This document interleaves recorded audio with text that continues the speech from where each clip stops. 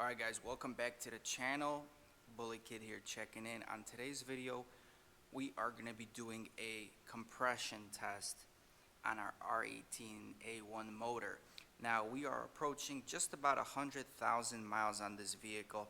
The car is running perfectly fine, but we want to do a baseline compression test before we go turbo on this vehicle. So if you guys are interested in checking how I do the compression test, how you can do it, and the results, stay tuned for the entire video.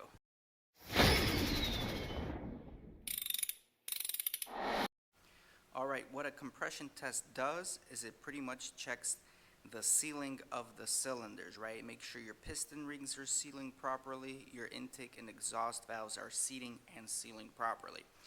The better the seal, the higher the compression, and every engine has its desired range of compression. That means that it's a healthy motor. Even right here on this gauge, you see anything under 120 is kind of going into the red territory. Everything over 120 is the green territory. Now, again, those numbers and results are going to vary based on the engine's compression ratio. This engine has a 10.5 to 1 compression ratio, which is a pretty high compression ratio.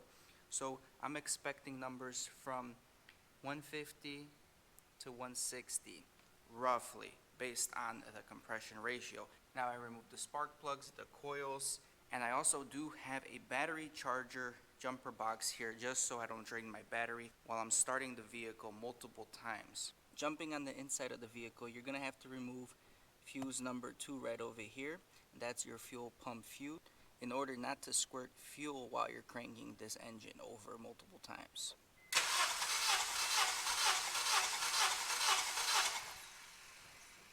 Alright, first impressions are excellent, just about 200 on the gauge right there.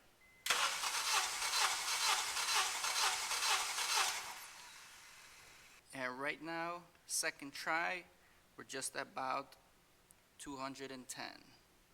Very good compression, really impressed right now.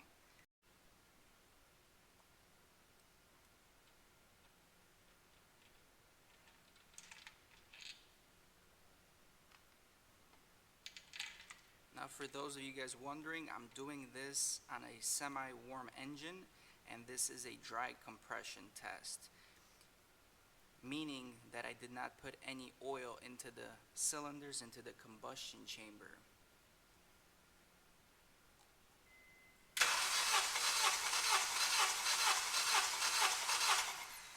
Just about 205 psi here.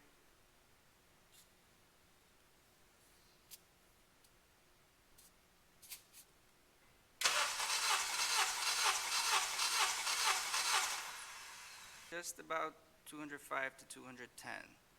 Excellent. So far, both cylinder 1 and 2 are consistent. Alright, cylinder number 3.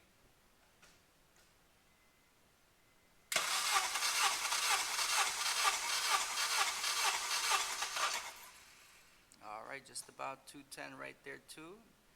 Actually went a little bit over 210, but very good, looks very good.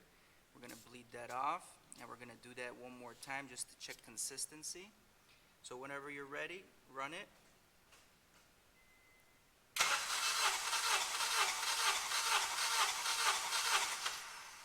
Yep, beautiful, beautiful, beautiful. Very consistent. Cylinder 3 looks excellent as well.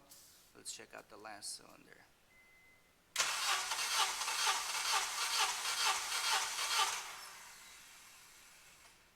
What we got? 210.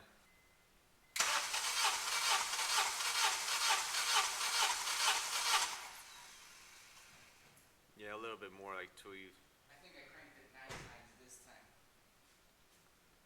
Yeah, that's perfect. Alright, just finished checking the spark plug gap on these NGK iridiums. Everything looks okay. I'm running a tighter clearance right now than factory spec. Just trying to see if it helps with misfire issues. Now I'm not feeling misfires, but on Honda you do pick up some misfires here and there.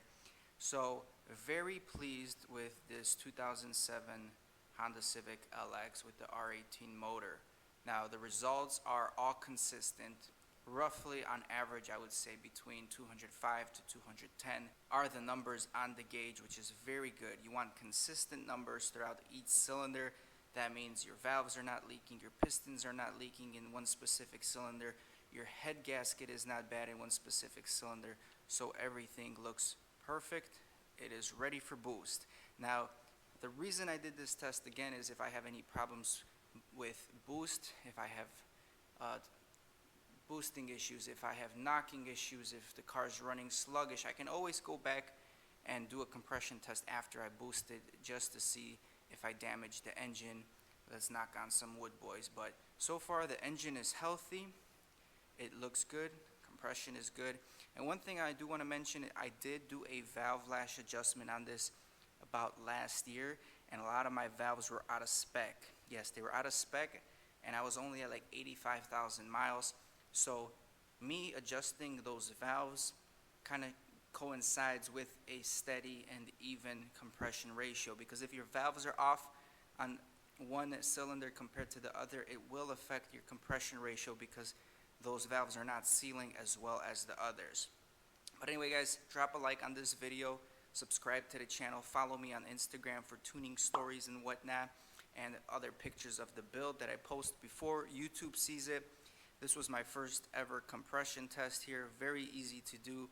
And again, we got our baselines here for the turbo build. So we'll catch you guys on the next video. Peace. I ain't here for the money, I ain't here for the fame. Though it might be nice to own a jet plane, I'ma do it all for you. Come along and see it's true.